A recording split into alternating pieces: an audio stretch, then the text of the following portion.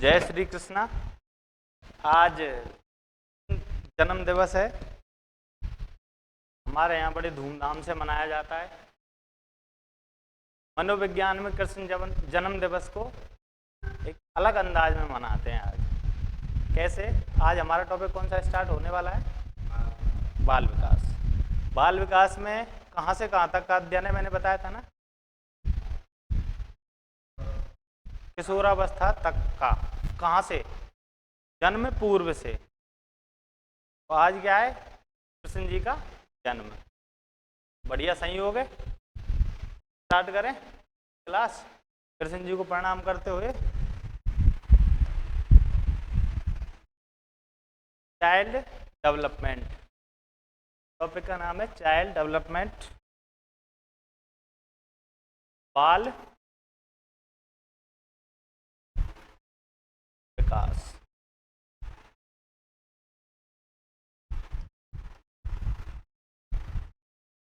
सबसे पहले ये जान लें बाल विकास में क्या क्या पढ़ेंगे।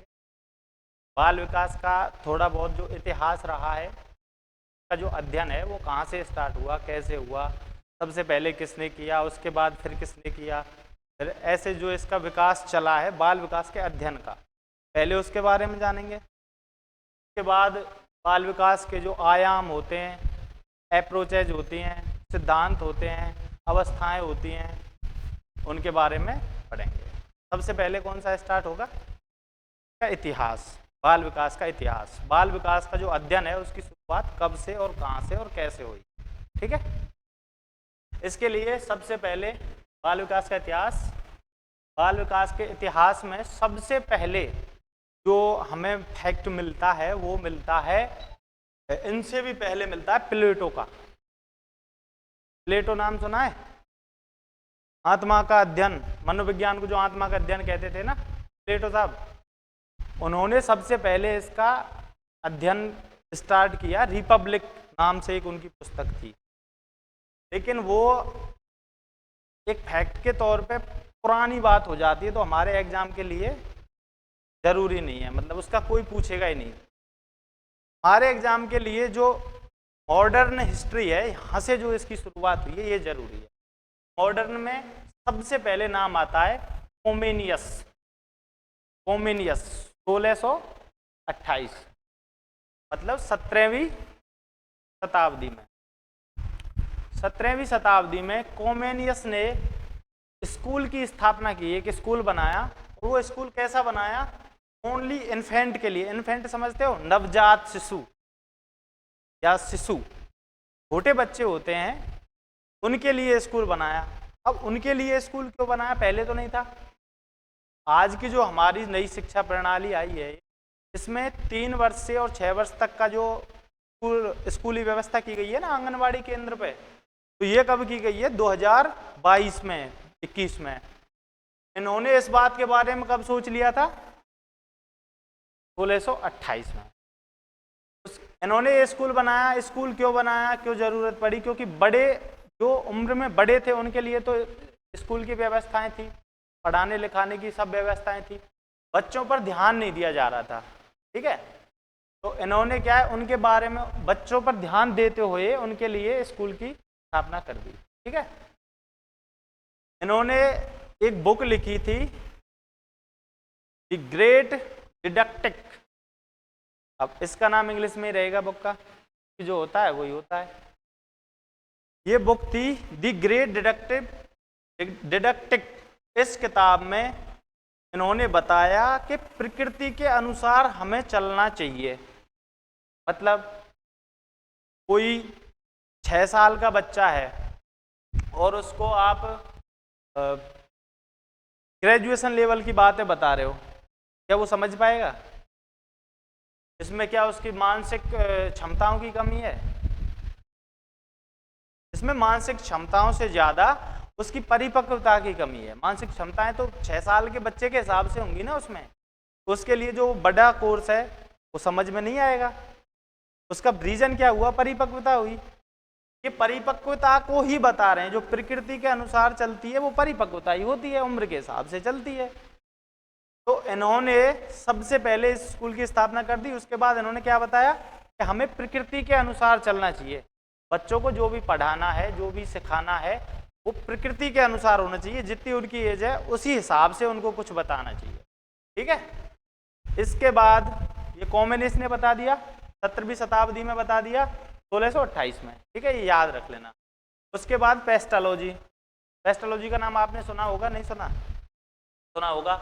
पेस्टोलॉजी ने 1774 में 3-4 साल तक अपने 3.5 साल के का बच्चा था, ये एक बार एग्जाम में आया था कि पेस्टोलॉजी का जो बच्चा था उसकी उम्र क्या थी? उसकी उम्र थी 3.5 साल। इन्होंने अपने बच्चे पर 3.5 साल के बच्चे पर विकास जो होता है बच्चे का, उसके बारे में अध्ययन किया। अपना कोई भी फादर हो, जो बच्चा होता है छोटा, उससे वैसे बहुत ज़्यादा प्रेम रहता है, उससे जुड़े रहते हैं। तो इन्होंने उसी चीज़ का एक मनोवैज्ञानिक रूप दे दिया उसको। जो अध्ययन था वो वैज्ञानिक रूप से किया, उसकी अवस्थाओं का सीरियल वाइज, अब इस अवस्था में ये क्या कर रहा है, अब उस अवस्था में ये क्या कर रहा है, ऐसे करके 3.5 साल के बच्चे का इन्होंने लंबे समय तक अध्ययन किया। दूसरा, पहला इसमें अध्ययन नहीं किया था, इसमें उन्होंने स्कूल खोला था बच्चों के लिए। इसमें सोचा, खाली सोचा था और स्कूल खोल दिया, लेकिन मनोवैज्ञानिक अध्ययन तो नहीं किया ना इसमें। इन्होंने इसका क्या किया? वैज्ञानिक अध्ययन। तो बाल विकास के वैज्ञानिक अध्ययन के जनक कौन हुए? पेस्टोलॉजी। ये एक फैक्ट है, ये भी याद रख लेना, एग्जाम में सीधा सीधा आ जाता है। ठीक है। इसके बाद स्टैनली हॉल का नाम सुना होगा। अमेरिका में खूब उत्पात मचाया इन्होंने बच्चों के लिए, और किशोरों के पक्ष में भी ये बहुत थे। इन्होंने कहीं भी स्टैनली हॉल आए और कोई भी पर्सन हो, आपको कुछ भी नहीं पता, आपको केवल ये दिख रहा है स्टैनली हॉल के बारे में पूछा गया है, तो आपका उत्तर या तो शैशवावस्था होगा या किशोरावस्था होगा, आंख बंद करके। बाल्यावस्था और परिपक्व अवस्था, वयस्क अवस्था, इसका उत्तर नहीं होगा, क्योंकि इन्होंने बस 2 के बारे में स्टडी की है, एक तो शिशुओं पर और दूसरी किशोरों पर। ठीक है। जब इन्होंने 1893 में बाल अध्ययन आंदोलन चलाया न्यूयॉर्क में। न्यूयॉर्क कहाँ है? अमेरिका में, जानते हो आप? यूएसए में, यूएसए, न्यूयॉर्क। न्यूयॉर्क में इन्होंने एक आंदोलन चलाया। आंदोलन क्या था कि जो बच्चे थे उनकी पढ़ाई पर वहां भी ध्यान नहीं दिया जा रहा था। तो इन्होंने जो जागरूक पेरेंट्स थे, टीचर्स थे, साइकोलॉजिस्ट थे, उनको एक साथ जोड़ा। आंदोलन की शुरुआत कैसे होती है? लोगों के जुड़ने से। इन्होंने एक साथ बहुत सारे लोगों को जोड़ा और जोड़ करके आंदोलन का नाम दे दिया बाल अध्ययन आंदोलन। ये आंदोलन सड़कों पे भीड़ इकट्ठा करके नहीं, यह आंदोलन मनोवैज्ञानिक प्रयोगशालाओं में, विद्यालयों में अंदर चला था। यह आंदोलन एक तरह से बोले तो केवल किताबी आंदोलन था। कैसा आंदोलन था? किताबी। ऐसे आरक्षण वगैरह होते हैं, वो उस तरीके से नहीं था। ये था केवल किताबी आंदोलन। बहुत से काम होते हैं ना, गवर्नमेंट के काम के बारे में बोलते हैं कि एक गांव में कोई सड़क बनवाई, सड़क कागजों में बन गई लेकिन रियलिटी में सड़क नहीं बनी। ये उसी तरह से था, कागजों में बना दिया आंदोलन, ये कागजी आंदोलन था। समझ गए ना इसको? उसके बाद इन्होंने इसी आंदोलन से, जब भाई कोई आंदोलन बनता है तो उसका कुछ तो परिणाम निकलता है। इनके इस आंदोलन का परिणाम ये निकला कि अमेरिका में बाल अध्ययन समिति और बाल कल्याण समिति नाम से 2 संस्थाएं बन गई। इनका काम क्या था? इनका काम था बालकों के ऊपर फोकस करना। शिक्षा, विकास, सभी चीज जो बालकों के लिए थी, ये दोनों संस्थाएं बालकों को समर्पित थी पूरी। तो बाल विकास की शुरुआत कहाँ से हुई, कैसे हुई, आपको पता चल गया। सबसे पहले कोमेनियस, उसके बाद पेस्टोलॉजी, उसके बाद स्टैनली हॉल। और रूसो भी आए थे। रूसो ने इमाइल नामक पुस्तक लिखी थी। ये केवल पुस्तक का नाम याद रख लेना, रूसो। रूसो, उनकी पुस्तक थी एमाइल।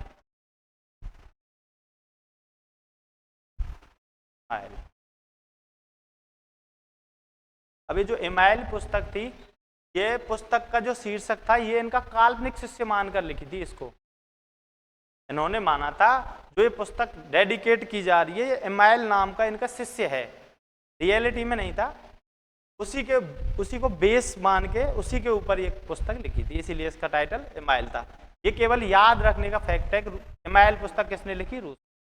इन्होंने भी इस पे बहुत सारा काम किया, लेकिन अपनी परीक्षा के लिए ये इतना जरूरी नहीं है। ठीक है, आगे चले, लिखोगे, लिखना चाहो तो लिख लो।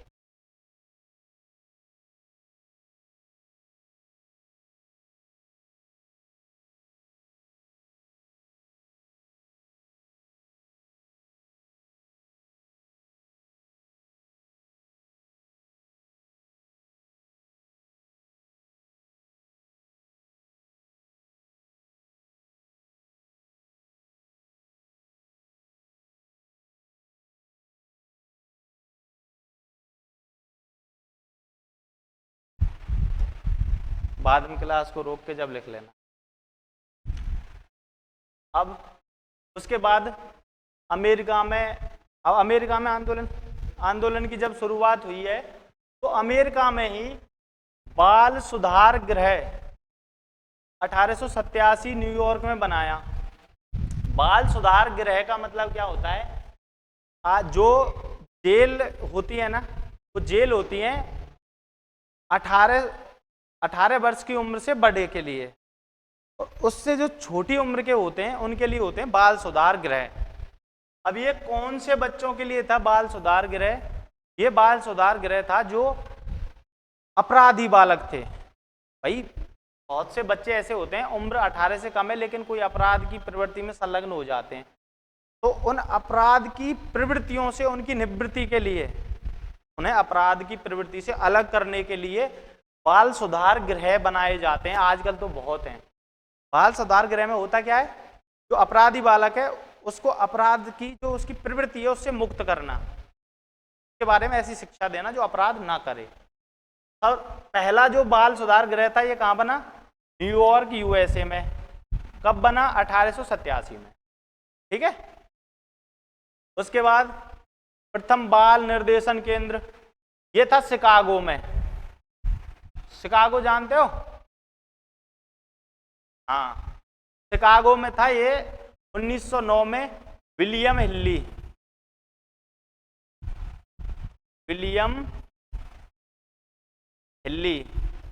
ये मनोवैज्ञानिक का ही नाम है, हिल्ली।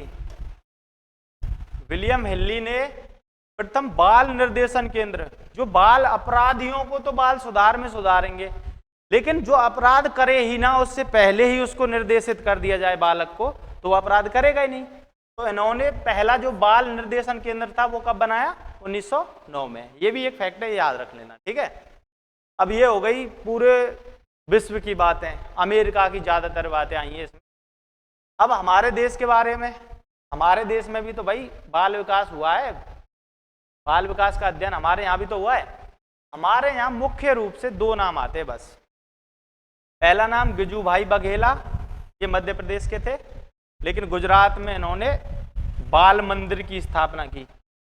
ये जो बाल मंदिर था, ये जो स्कूल, इन्फेंट स्कूल है ना, कॉमेनियस ने बनाया है, उस साहब का था। ये प्रभावित किससे थे? मॉन्टेसरी से, मैडम मॉन्टेसरी। तो मॉन्टेसरी का काम क्या था? बच्चों को, छोटे छोटे बच्चों को प्यार से खेल खेल में कुछ सिखाना, यही था ना। तो ये गिजुभाई बघेला थे, ये मॉन्टेसरी से प्रभावित थे, इसीलिए इन्होंने बाल मंदिर नाम करके एक विद्यालय की स्थापना कर दी। कहाँ करी? गुजरात में। ठीक है। कब करी? 1920 में। तो ये वही वाली बात हो गई ना, जो कॉमेनियस ने स्कूल की स्थापना की थी, कब की थी? 1628 में। इन्होंने 1920 में स्कूल की स्थापना कर दी। लेकिन भारत में बाल मनोविज्ञान के वैज्ञानिक अध्ययन की शुरुआत किसने की, ये क्वेश्चन आ जाए तो आएगा ताराबाई मोडेक। इन्होंने स्कूल बना दिया जैसे कॉम्बिनेशन ने बनाया था। पेस्टोलॉजी ने जैसे अध्ययन किया था, ऐसे अध्ययन किसने किया था, ताराबाई मोडेक ने 1930 से स्टार्ट किया था। इनके साथ ये भी जुड़ गए बाद में, ठीक है। अब ये जो इसका इतिहास है, मतलब जो एग्जाम के लिए जरूरी है वो इतना ही है, ठीक है। वैसे तो इसका बहुत है, किताब ही पढ़ लो, ठीक है। आगे चलते हैं। अब इसकी परिभाषाएं, परिभाषाएं बहुत सारी हैं, बहुत टफ भी रहती हैं परिभाषाएं। तो इसको लिखेंगे, पहले वाले को देखना।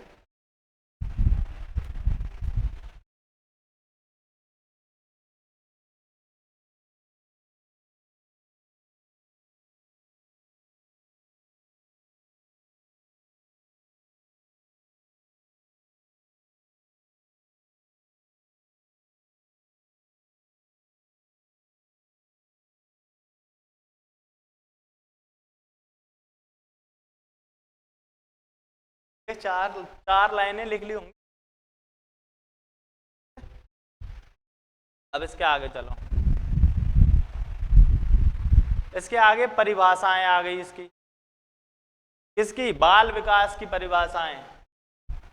किसकी परिभाषाएं ये, बाल विकास की। बाल विकास के बाद, बाल विकास क्या है इसके बारे में तो आएंगी परिभाषाएं। बाल विकास क्या है इसके बारे में। सबसे पहले क्रो एंड क्रो नाम आपने सुन ही लिया पहली क्लास में, इससे पहली क्लास में क्रो एंड क्रो का नाम सुना था आपने। ये दो मनोवैज्ञानिक हैं, जोड़े से चलते हैं, ठीक है। इन्होंने दिया, इन्होंने बताया कि बाल विकास क्या है। इन्होंने बताया कि जन्म पूर्व से, मतलब गर्भकाल से, गर्भ अवस्था से, गर्भकाल से किशोर अवस्था तक का वैज्ञानिक अध्ययन। अब ये मैंने 3 शब्द इसलिए लिखे हैं, पूरी परिभाषा के लिए याद, पूरी परिभाषा याद होती नहीं है, इसलिए इन 3 ये शब्द हैं जो ये आपको पता है तो क्रो एंड क्रो का नाम अपने आप याद आ जाएगा, ठीक है। क्या है, गर्भकाल से और किशोर अवस्था तक का वैज्ञानिक अध्ययन। किसी भी बच्चे का किशोर अवस्था, गर्भकाल से किशोर अवस्था तक का अध्ययन क्या हो गया, वैज्ञानिक अध्ययन। क्या हो गया, बाल विकास, ठीक है। उसके बाद जेम्स ड्रेवर साहब आए।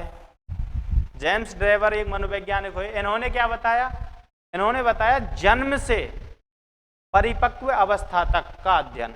कब से, जन्म से। अब इनमें और इनमें अंतर क्या हो गया, क्रो एंड क्रो ने क्या बताया था, गर्भकाल से मतलब जन्म पूर्व से, और ड्रेवर साहब ने क्या बताया, जन्म से। तो सही कौन सी हुई आज के परिप्रेक्ष्य में, सही ये है। ये गलत है लेकिन परिभाषा तो इन्होंने दी है ना, ठीक है।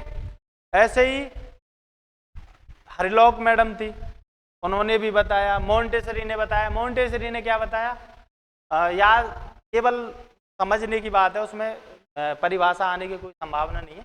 मोंटेसरी ने बताया कि जो छोटे छोटे बच्चे होते हैं उनको उनकी खुशियों के हिसाब से रहने देने की स्वतंत्रता देकर उनका अध्ययन किया जाए। कब तक, किशोर होने तक। यही है बाल विकास, ठीक है। परिभाषाएं हो गई, और भी बहुत सारी हैं लेकिन ये 2 इंपॉर्टेंट है, इनको याद रख लेना, ठीक है। अब इसके बाद क्या आ गया, अप्रोचेज, बाल विकास के उपागम। Approaches of child development. उपागम किसे कहते हैं, अप्रोच किसे कहते हैं। प्रकृति और क्षेत्र होता है ना, उससे थोड़ा डिफरेंस होता है इसमें। इसमें कौन कौन से तरीके से होता है, जो इसका अध्ययन है ये कौन कौन से तरीके से, कौन कौन से क्षेत्र में होता है। एक तो क्षेत्र में होता है, एक तरीके से होता है। तरीका अप्रोच, अप्रोच उपागम, ठीक है। अब इसमें उपागम है, पहला उपागम है प्रयोगात्मक उपागम। सबसे पहला उपागम कौन सा है, प्रयोगात्मक उपागम। प्रयोगात्मक उपागम में क्या बताया है, समस्या में कार्य कारण संबंध जांचना। कौन सी समस्या में, बाल विकास है भाई, बाल विकास का अध्ययन कर रहे हैं आप। बाल विकास के अध्ययन करते समय जो भी समस्याएं आ रही हैं या उनके डेवलपमेंट से रिलेटेड जो समस्या हैं, उन समस्याओं के बारे में ये जानना कि ये जो समस्या है ये कौन से कारण से आ रही है। भाई जैसे किसी बच्चे का अध्ययन कर रहे हैं आप, और वो तो दहेक में आएगा, लेकिन जैसे किसी बच्चे का आप अध्ययन कर रहे हैं, उसके कोई मानसिक स्तर कमजोर है, वो समझने में कमजोर है, कोई बात को समझ नहीं पा रहा, तो आप उसके कारण का पता करोगे सबसे पहले, इसके ये समझ क्यों नहीं पा रहा, उस कारण का पता कहाँ करोगे आप? प्रयोगात्मक उपागम में। उस पर प्रयोग करके देखोगे, प्रयोगात्मक उपागम में समस्या का कार्य कारण का संबंध की जांच होगी खाली। कॉज एंड रिलेशन इफेक्ट, कार्य कारण संबंध, ठीक है। उसके बाद दूसरा है दैहिक उपागम। दैहिक उपागम फिजियोलॉजिकल, दैहिक हो गया ना, फिजियोलॉजिकल अप्रोच या फिजिकल अप्रोच, ठीक है। दैहिक उपागम में क्या है? शरीर की जांच, शरीर की जांच है ना दैहिक में, शरीर की जांच का तरीका उपागम तरीका हो गया। तो कौन से तरीके से होती है? इसमें सबसे ज्यादा प्रचलित है शरीर कैसे चल रहा है अपना, न्यूरो सिस्टम पे चल रहा है ना पूरा शरीर, नाड़ी मंडल या नाड़ी तंत्र।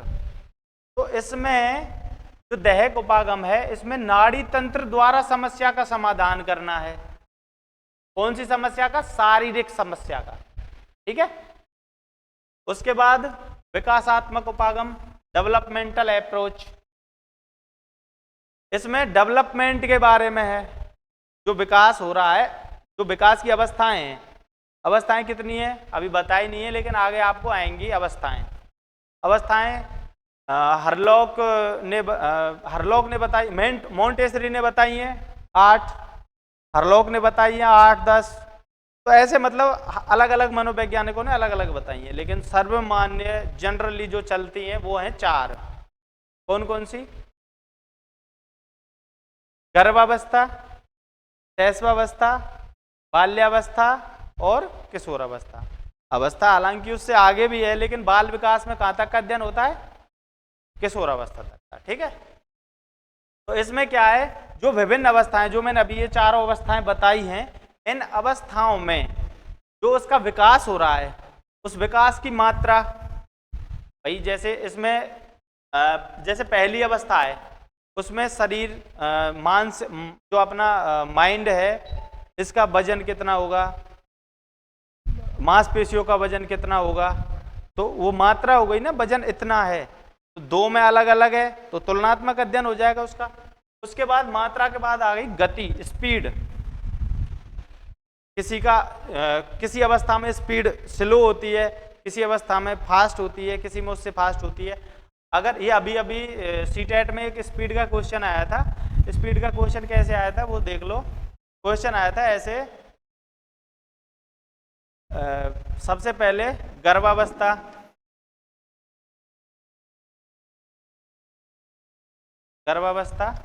उसके बाद शैशवावस्था,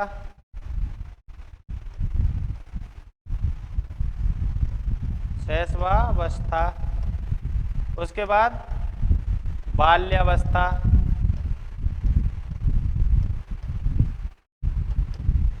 उसके बाद किशोरावस्था।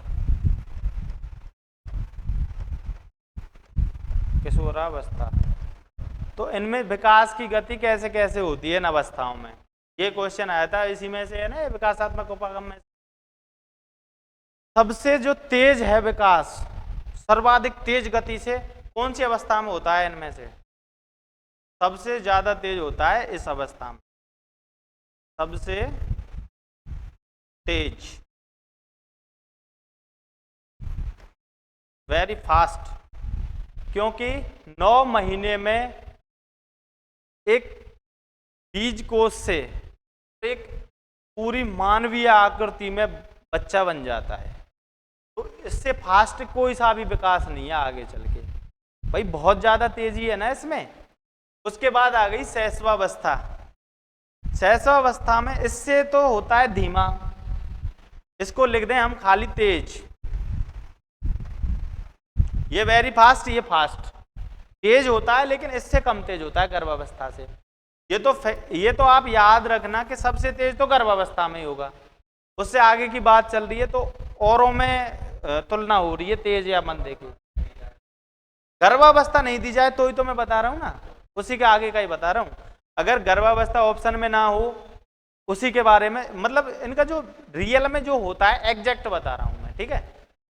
इसमें तेज होता है लेकिन इससे कम तेज होता है, ठीक है। बाल्यावस्था में न्यून, एक तरह से रुक सी जाती है, जो विकास है वो रुक सा जाता है बाल्यावस्था में जाके, शारीरिक विकास मुख्य रूप से।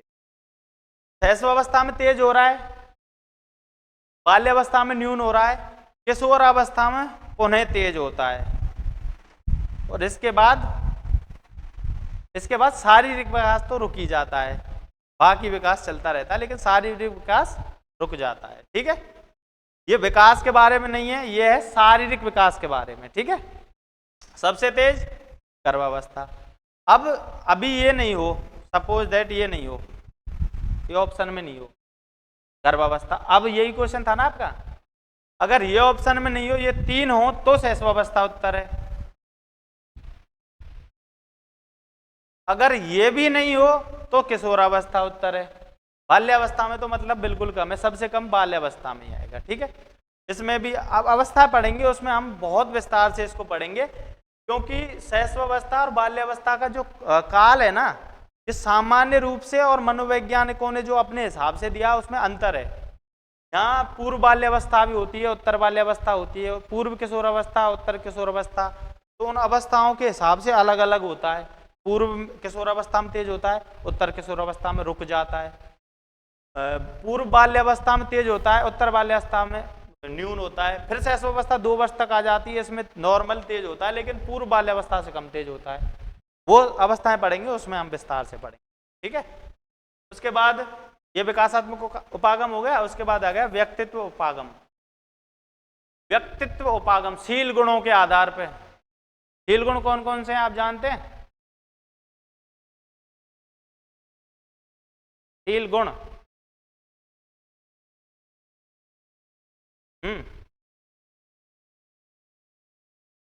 वात पित्त और सात्विक तामसिक, और वो है ना कौन कौन से हैं? तामसिक, सात्विक, ये गुण नहीं बताए थे? अपनी पुरानी जो वेदों वाली जो परंपरा थी उसमें यही तो होते थे, जो ये 3 नसों की जांच होती थी, ऐसे करके जो हाथ देखते थे उसमें 3 होती हैं, एक वात की, एक पित्त की, हाँ कफ की। तो ये कौन से वाले हैं? ये शील गुण हैं, ठीक है। ये शील गुणों के आधार पर विभाजित किए हुए हैं। शील गुण होते हैं तामसिक, सात्विक और ये, ठीक है। उसके आगे अब विकास के क्षेत्र, ये थोड़ा सा जो आगे पढ़ रहे थे उससे थोड़ा सा ज्यादा जरूरी है, ठीक है। इसमें क्या है, बाल विकास के क्षेत्र कितने हैं और कौन कौन से हैं।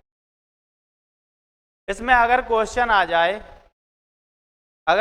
जाए कि बाल विकास के क्षेत्र कितने हैं, तो ये करता है ऑप्शन के ऊपर डिपेंड पूरी तरह से। कैसे करता है ये मैं अभी आपको बताऊंगा। 3 भी होते हैं, 4 भी होते हैं, उससे ज़्यादा भी हो सकते हैं, ठीक है। ये मैं आपको बताऊंगा अभी, ठीक है। तो कौन कौन से क्षेत्र हैं? सबसे पहला फिजिकल डेवलपमेंट,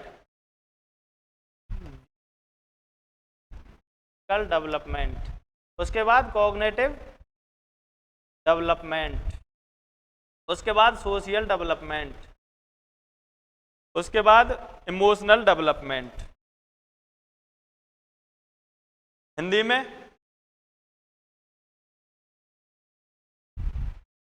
शारीरिक विकास,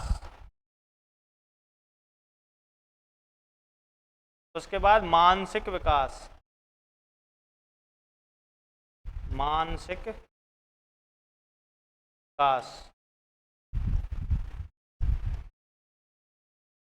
उसके बाद सामाजिक विकास, उसके बाद सामवेगिक विकास, सामवेगिक विकास।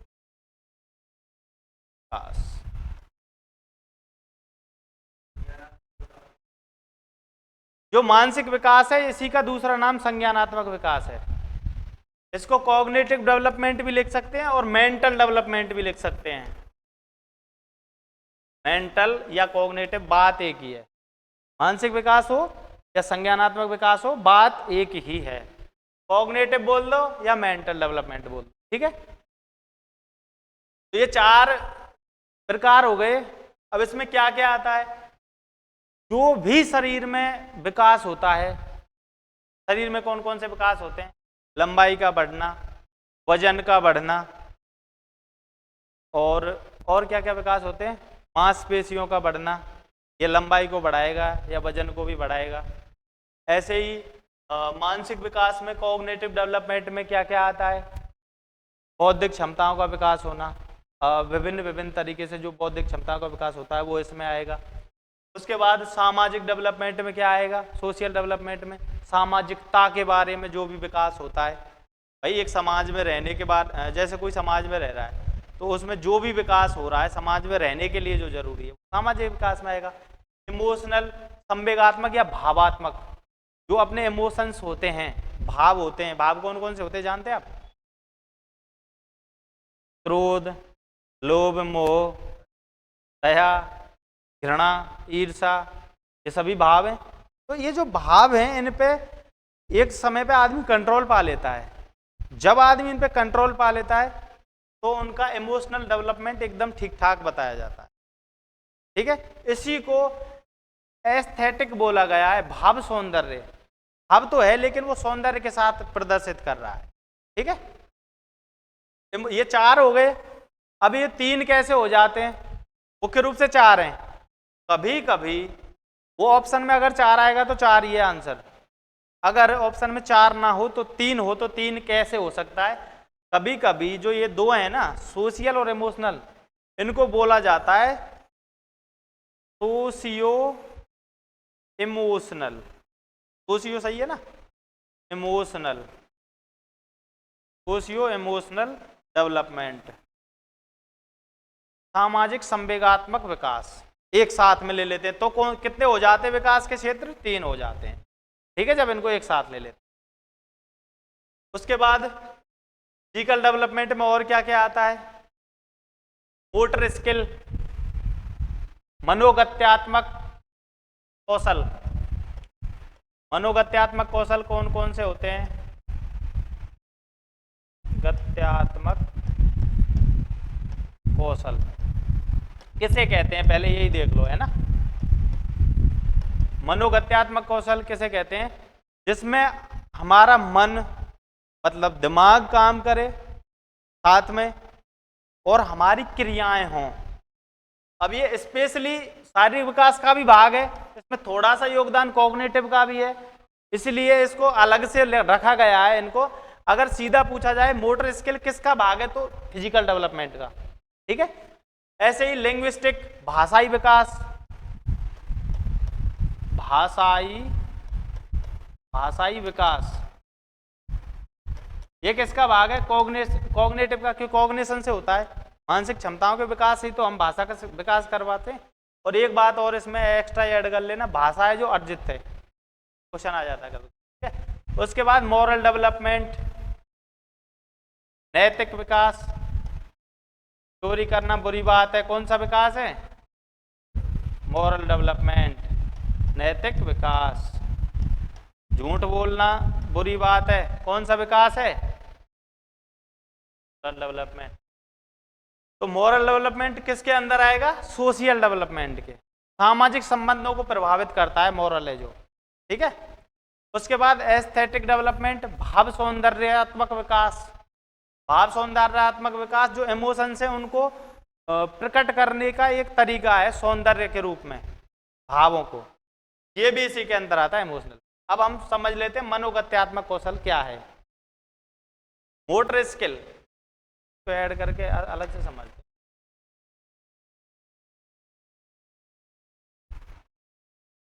मोटर स्किल, मनोगत्यात्मक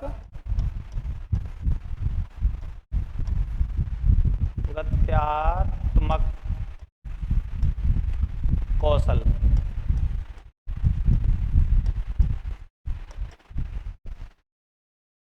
ये वो कौशल हैं जिनमें मानसिक क्षमताएं हमारी काम करती हैं, साथ में शारीरिक कार्य होता है। ये दो प्रकार के होते हैं, जैसे पहले उदाहरण से जैसे चलना, दौड़ना, तैरना, कूदना, भागना। अब हम चल रहे हैं, सामने गड्ढा आ गया तो क्या हम चलते जाएंगे? रुक जाएंगे। कैसे रुके? कॉग्निशन ने रोका ना, मानसिक क्षमताओं ने रोका अपनी ने। अभी पैर में कांटा चुभ गया तो पैर जोर से नहीं, मतलब दबाव डाल के नहीं रख सकते, बड़े आराम से रखोगे। क्यों?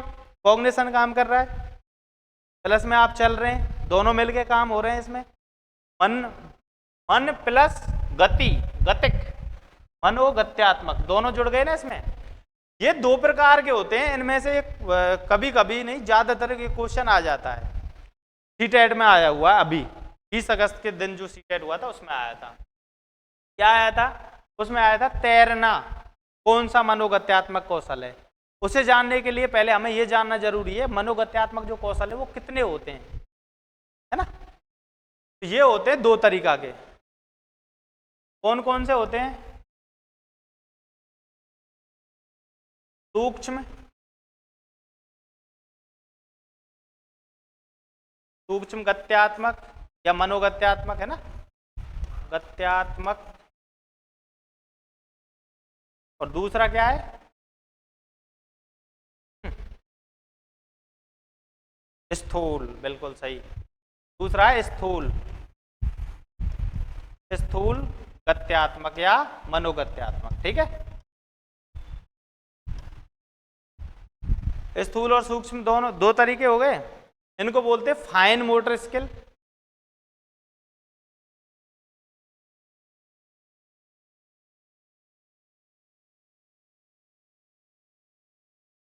और इनको क्या बोलते हैं?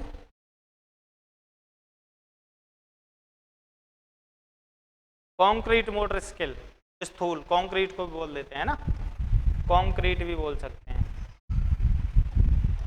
ठीक है, अब इनमें मुख्य रूप से ये देखना आता क्या क्या है इसमें। इनके अंदर कौन से कौशल को हम सूक्ष्म कहेंगे, कौन से कौशल को हम स्थूल कहेंगे। ये होते हैं दो प्रकार के। कौन कौन से, कैसे कैसे होते हैं, ये देख लेते हैं। ये ऐसे ऐसे होते हैं, जो भी काम बहुत छोटे अंग से किया जाए, कोई भी शारीरिक अंग है उसका बहुत छोटा अंग यूज में आए, बहुत विशेष आए, उसको बोलते हैं सूक्ष्म। जिसमें सारा के सारा शरीर आए उसको बोलते हैं स्थूल। जैसे जैसे आप दौड़ रहे हैं तो उसमें कौन सी स्किल काम आ रही है? पूरा शरीर आ रहा है, तो इसको अगर पूरा शरीर आ रहा है तो इसको क्या बोलेंगे? दौड़ना, दौड़ना। अगर तैर रहे हैं, पूरा शरीर काम आ रहा है, तैरना। और क्रिकेट खेलना, क्रिकेट खेलना दोनों में आ जाएगा। भाई आप ये मत सोचना या तो कोई कौशल सूक्ष्म है या स्थूल है, ये सोचोगे तो आप फंसोगे। कोई कोई कौशल ऐसा भी होता है जो दोनों होता है, स्थूल भी और सूक्ष्म भी। जैसे क्रिकेट खेलना, आप क्रिकेट खेल रहे हैं, पूरा शरीर यूज में आ रहा है, लेकिन आपने कलाइयों का इस्तेमाल करके बड़ी सफाई से एक चौका या छक्का मार दिया, तो उसमें कौन सी स्किल काम करी? सूक्ष्म। वो दोनों हो गई। लेकिन मेजर रूप से क्रिकेट खेलना किसका हिस्सा है? सबसे ज्यादा उपयोग क्रिकेट में किसका होता है? सारी, पूरे शरीर का। खेलना आदि। अब अपने हिसाब से कैसे करोगे आप? जहां जितना शरीर का यूज है वो ऐसा कौशल है, सूक्ष्म और स्थूल दोनों में। ठीक है, अब सूक्ष्म में क्या क्या आएंगे? लिखना। आप लिखते हो, क्या दौड़ते दौड़ते लिखते हो? पूरा शरीर यूज में आता है। कितना आता है? बस ये अंगूठा और 2 उंगलियां, ये यूज में आती है ना। तो ये लिखना हो गया इसमें। अभी आप बोल रहे थे ना बुनाई करना, तो बुनाई भी इसी में आ गया, क्योंकि बुनाई में भी इसके लगती है ना बहुत छोटी। हाँ बुनाई, उसके बाद और चित्रकारी है ना, पेंटिंग बनाना, पेंटिंग पेंटिंग बनाना, और क्या आ सकता है? सिलाई नहीं लिखा इसमें, सिलाई भी उसी में आती है भाई। सिलाई में बहुत मेजर योगदान तो सूक्ष्म कौशल का है सिलाई में। और जैसे क्रिकेट है, क्रिकेट कोई भी खेल सकता है, अच्छी या बुरी हो सकती है लेकिन खेल कोई भी सकता है। लेकिन सिलाई कोई भी कर सकता है क्या? सीखनी पड़ती है, स्पेशल स्किल लेनी पड़ती है, तो उसमें सूक्ष्म का योगदान ज्यादा है। ठीक है, सिलाई, सिलाई समझ रहे हो, समझ रहे हो? सिलाई, कोई सिलाई, ये हो गया। अब समझ में आ गया ना जो मोटर स्किल है बढ़िया तरह से, कोई दिक्कत? अगर इनसे अलावा कोई और आ जाए स्किल का नाम तो आप कर लोगे?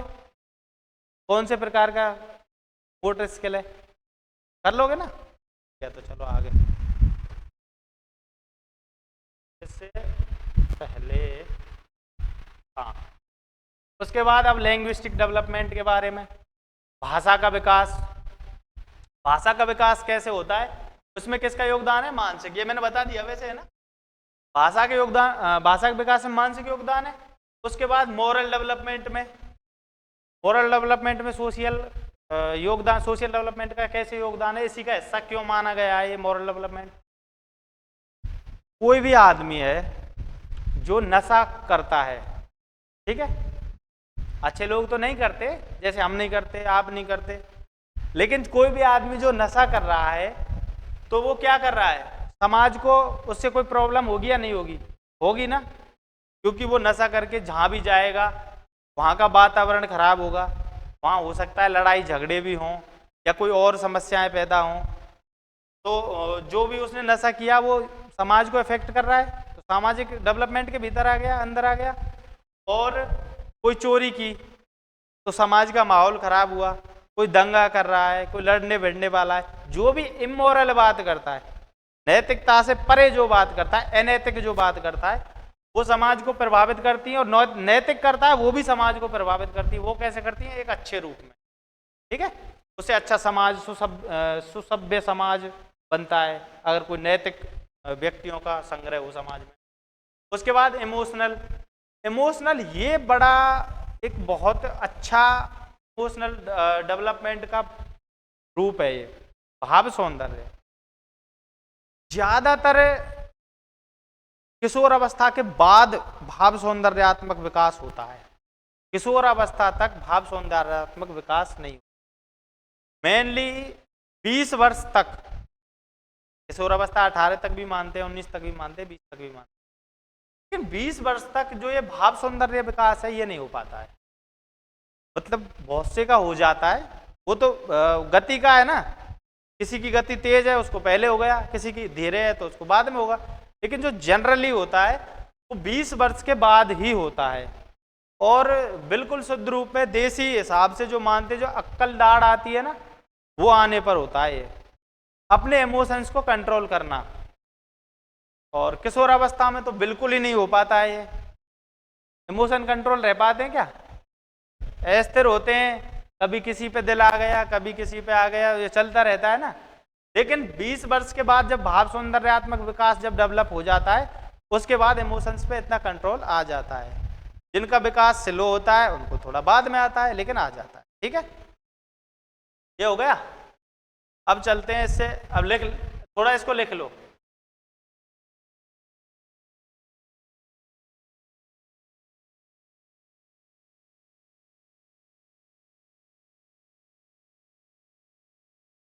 देख लो।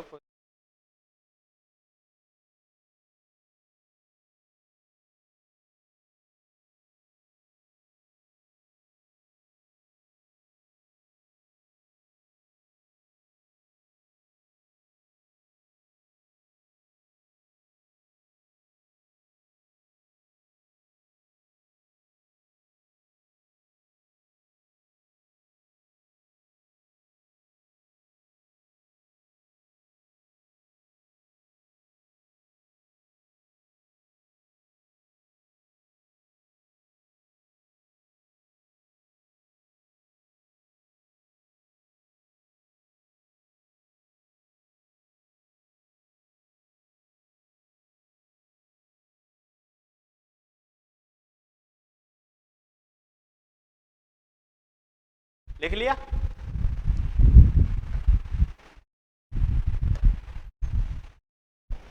अब पढ़ेंगे अभिवृद्धि और विकास के बारे में। अभिवृद्धि क्या है और विकास क्या है? लिटिल साइंटिस्ट हमारी कक्षा में आ गए हैं। अभिवृद्धि क्या है और विकास क्या है? अभिवृद्धि शारीरिक अभी मैंने जो विकास के जो मेजर 4 पार्ट बताए थे ना, तो अभिवृद्धि उनमें से केवल शारीरिक विकास को प्रदर्शित करता है, और जो विकास है, जो डेवलपमेंट है, ये जो चारों हैं पक्ष, उन चारों को प्रदर्शित करता है। तो एक तरह से अगर देखा जाए तो ये ऐसे है जैसे जयपुर राजस्थान के अंदर है, ठीक है? ये मान लो अभिवृद्धि जयपुर है, वो राजस्थान है, और ये विकास है जो इंडिया है। तो भारत के अंदर तो अनेक राज्य हैं, लेकिन जयपुर जो राजस्थान है वो भारत का एक राज्य है, ठीक है? तो उसी तरह से ये विकास का ही भाग है, ठीक है? अब इसमें अंतर क्या क्या है, ये एक प्रश्न बनता है, इन दोनों में अंतर। तो शारीरिक विकास होगा जो, वो सारा का सारा अभिवृद्धि होगा, और जो बाकी जो होगा वो होगा विकास। इसमें सारे के सारे पक्ष आ जाएंगे इसके, ठीक है? सारे के सारे पक्ष इसमें आ जाएंगे। हाँ, अब इसमें स्टार्ट करते हैं। तो अभिवृद्धि जो शारीरिक विकास का, उसका गुण क्या क्या होते हैं? शारीरिक विकास कैसे होता है? उसको मापा जा सकता है या नहीं मापा जा सकता? लंबाई है उसको नापा जा सकता है, वजन को नापा जा सकता है, और जैसे हमारे अंदर भाव आ रहा है, प्रेम का भाव आ रहा है, उसको नापा जा सकता है। क्रोध का भाव आ रहा है, उसको नापा जा सकता है कि 1 किलो क्रोध आ रहा है या 2 किलो प्रेम आ रहा है। ऐसे होता है कि नहीं होता? नहीं होता ना। क्यों नहीं होता? क्योंकि भावों को मापना संभव नहीं है। तो ये हो गया मात्रात्मक, मात्रा में हो गया ना, ये हो गया मात्रात्मक। और ये कैसा हो गया? मात्रात्मक प्लस गुणात्मक। मात्रात्मक प्लस गुणात्मक। गुणात्मक क्यों हो गया? गुणात्मक का मतलब क्या है? आपको क्रोध आ रहा है, प्रेम आ रहा है, फूट फूट के आ रहा है, तो उस वो गुण है ना, वो गुण ही तो है। अच्छा है या बुरा है ये कह सकते हैं ना, लेकिन ये नहीं कह सकते 1 किलो या 2 किलो। अब फिर ये मात्रात्मक इसमें कैसे आ गया?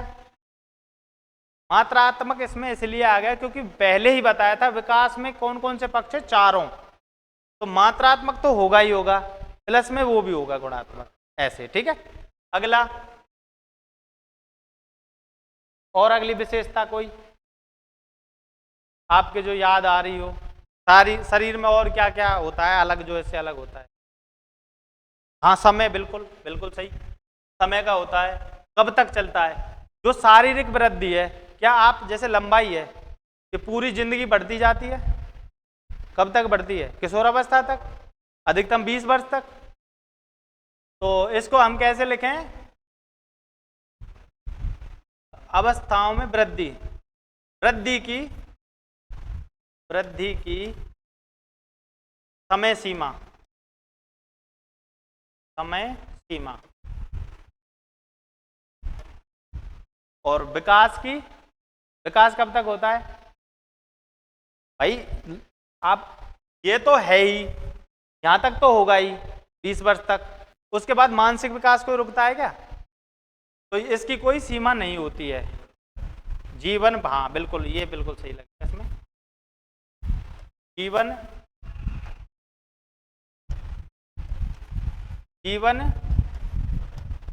पर्यंत,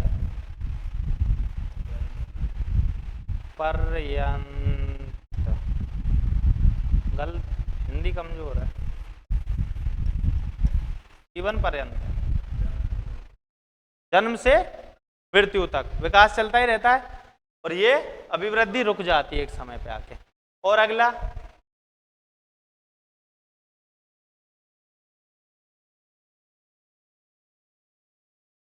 एक और है इसमें, जो शरीर की जो वृद्धि है, शारीरिक जो वृद्धि है, ये घटती है क्या कभी? घट नहीं सकती। लंबाई एक बार बढ़ गई वो घट नहीं सकती, बढ़ कितनी भी सकती है लेकिन घटती नहीं है। तो ये कैसी हो गई? रचनात्मक। रचनात्मक, रचनात्मक समझ रहे हो? मतलब प्लस होती जाएगी, माइनस नहीं होता इसमें, ठीक है। ये कैसा होता है? रचनात्मक प्लस विनाशात्मक। विनाशात्मक कैसे होता है? जैसे आपने संज्ञान से कोई चीज सीख ली और आपका मेमोरी लॉस हो गया कोई दुर्घटना में, तो नेगेटिव माइनस में गए ना आप, उस चीज को अब याद नहीं कर पा रहे हो, तो विनाश भी हुआ, रचनात्मक भी।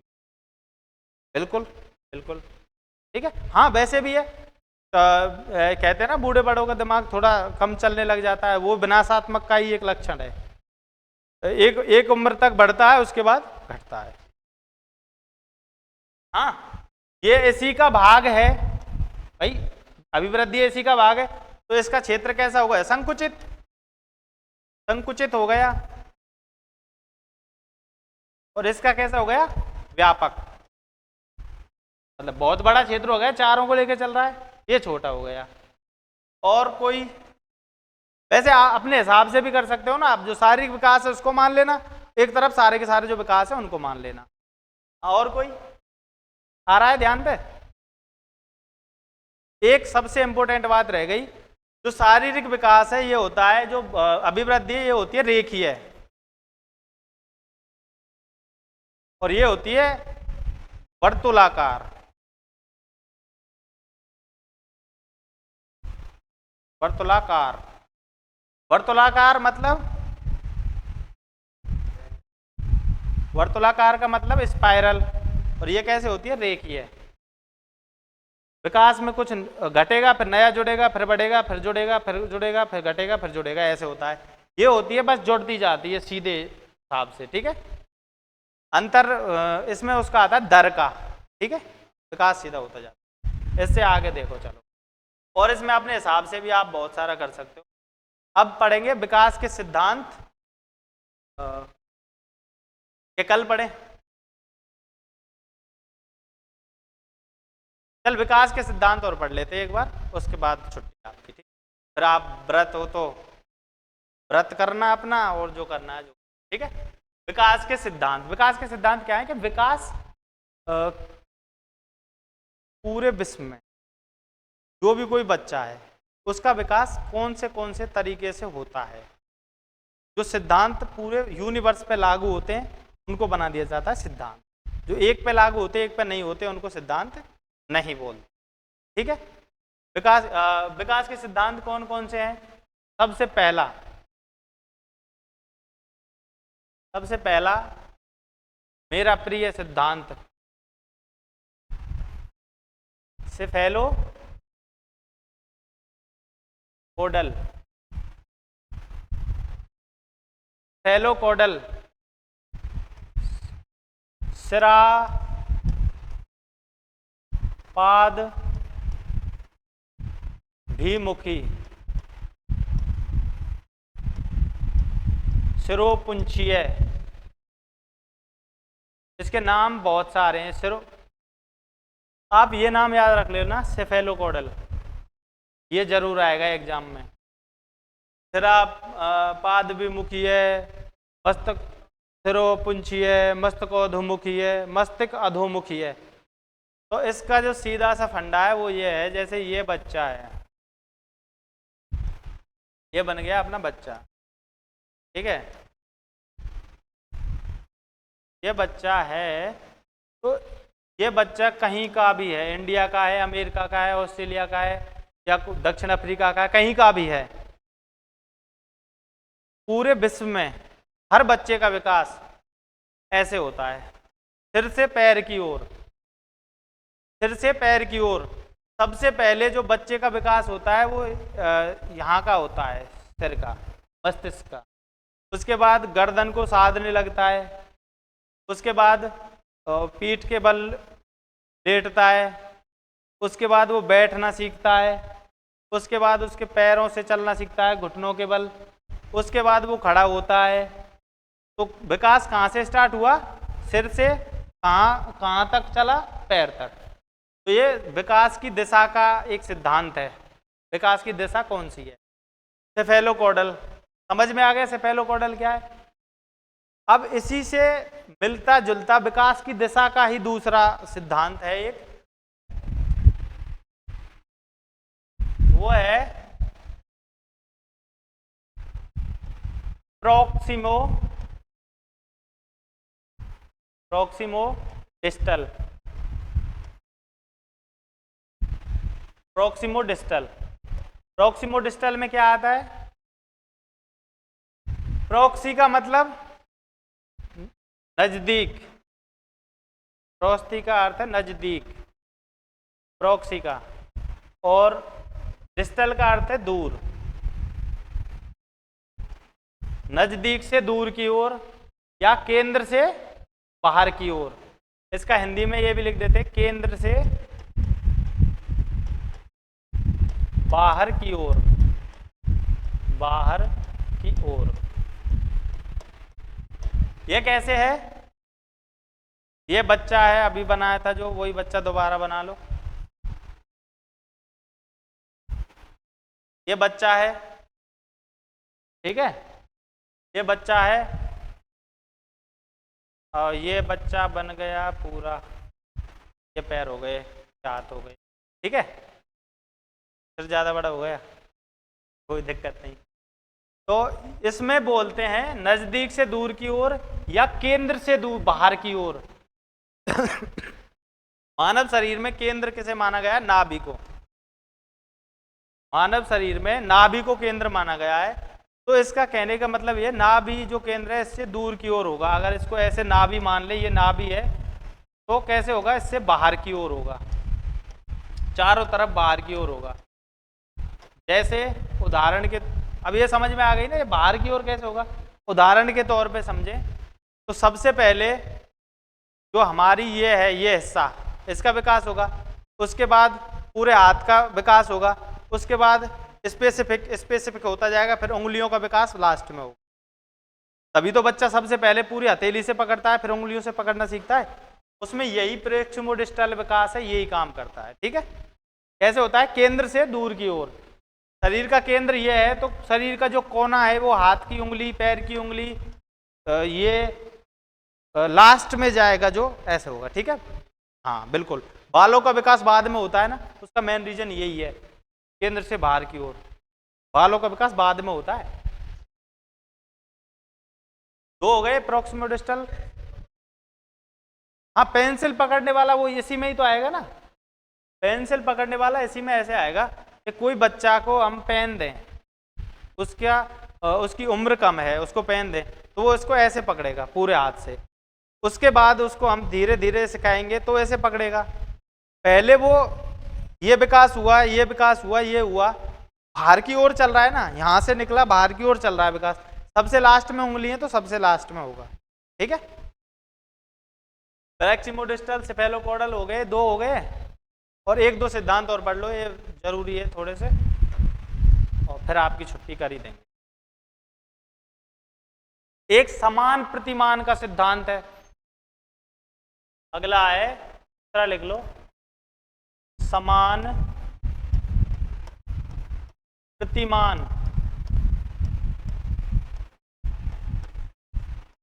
का सिद्धांत।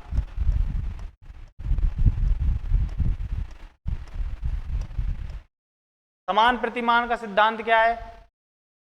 कोई बच्चा इस यूनिवर्स में, इस धरती पे कहीं भी हो, उसका विकास की जो अवस्थाएं हैं वो वही रहेंगी।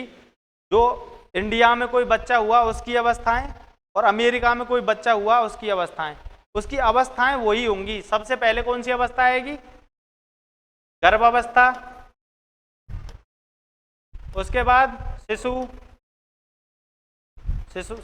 शैशवावस्था, उसके बाद बालक बाल्यावस्था, उसके बाद किशोर। उसके बाद प्रौढ़। तो ये समान प्रतिमान का सिद्धांत ये कहता है पूरी दुनिया में कोई बच्चा किसी देश के कोई से कोने में पैदा हुआ हो, वो इन्हीं अवस्थाओं से होकर गुजरेगा। कहीं ऐसा सुना है कि कोई गर्भ था, गर्भ से वो शिशु हुआ, शिशु होते ही वो प्रौढ़ हो गया? ऐसा नहीं हो सकता ना। तो यह है समान प्रतिमान का सिद्धांत, पूरी मानव जाति पे लागू होता है। ठीक है, उसके बाद अगला सिद्धांत देख लो।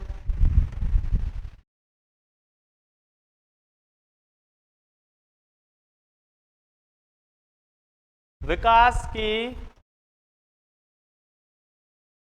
गति में भिन्नता का सिद्धांत।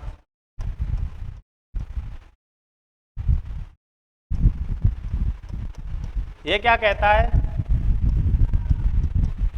विकास की गति में जो भिन्नता का सिद्धांत है, यह क्या कहता है? जो पहले वाला था ना समान प्रतिमान का सिद्धांत, उसी हिसाब से होगा, लेकिन इसको दूसरा ये भी बोल देते हैं व्यक्तिगत, दूसरा नाम व्यक्तिगत भिन्नता का सिद्धांत। भिन्नता का सिद्धांत। विकास की गति में भिन्नता और व्यक्तिगत भिन्नता क्या है? दो बच्चे हैं, दो बच्चों का, जैसे कोई एक कक्षा में 100 बच्चे हैं, क्या सबका विकास सेम है? सब सेम हिसाब से काम करते हैं? गति, सबकी गति सेम नहीं हो सकती ना। अवस्थाएं तो सबकी सेम होंगी, पहले बताया समान प्रतिमान, उसमें अवस्था सबकी सेम है, लेकिन जो गति है वो अलग अलग हो सकती है।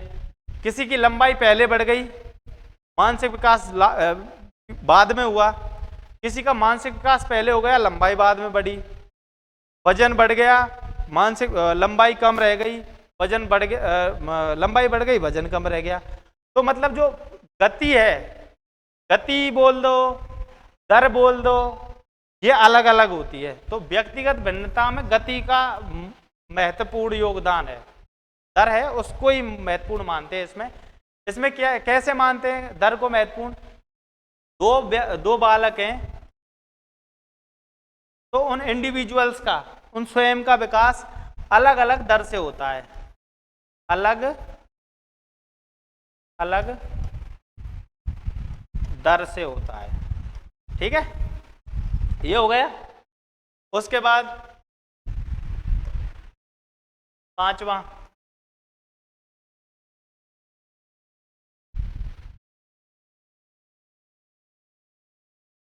सतत विकास का सिद्धांत। सतत विकास का सिद्धांत।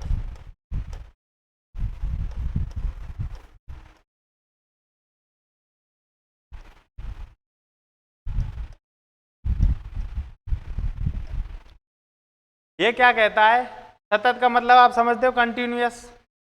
ये कहता है जो विकास है यहां से चालू होके, ठीक है, वो यहां तक निरंतर चलेगा, रेखीय नहीं होगा विकास। ये मैंने पहले ही बता दिया। ये कैसा होगा?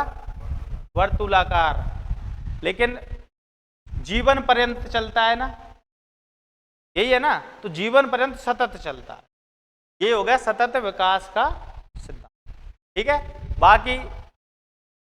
बाकी और 2-4 सिद्धांत हैं, लेकिन जो महत्वपूर्ण है वो शुरू वाले जो दो हैं ना, उनको याद रखना, सेफेलोकॉडल और प्रॉक्सिमो डिस्टल। ठीक है, विकास की दिशा के सिद्धांत के अंदर आते हैं दोनों के दोनों।